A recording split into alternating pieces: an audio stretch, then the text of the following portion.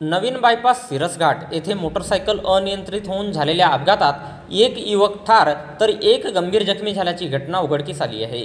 भंडारा तालुक्यातून जाणाऱ्या नागपूर रायपूर राष्ट्रीय महामार्गावरील नवीन बायपास सिरसघाट येथे दिनांक 14 एप्रिल रोजी रात्री 9:30 वाजता दरम्यान व्यंकटी शंकर सोमलकर वय 32 वर्षे राहणार गिरोला आणि भगत करण केरवाल वय 25 वर्षे राहणार गिरोला हे आपल्या मोटरसायकल क्रमांक MH36 AC 5958 ने गिरोलावरून नवीन बायपास रोडने जात असताना सिरसघाट उड्डाणपुलावर मोटरसायकल अनियंत्रित होऊन डिवायडरला जबर धडक दिली।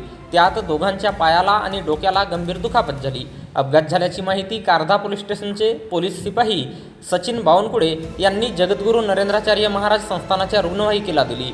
रुग्णवाहिका घटनास्थळी दाखल झाल्यानंतर रुग्णवाहिका चालक प्रमोद मोहतुरे यांच्या मदतीने अपघातातील जखमींना तातडीने भंडारा येथील जिल्हा सामान्य रुग्णालयात उपचाराकरिता दाखल करण्यात आले।